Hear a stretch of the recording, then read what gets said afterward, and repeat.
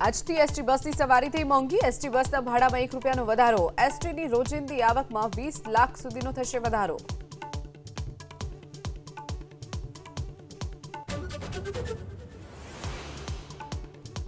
નવા વર્ષના પ્રથમ દિવસથી જ અમદાવાદમાં ફ્લાવર શોની શરૂઆત 22 દિવસમાં 20 કરોડ ખર્ચી ફૂલ ગુલાબી ચિત્ર રજૂ કરવાનો પ્રયાસ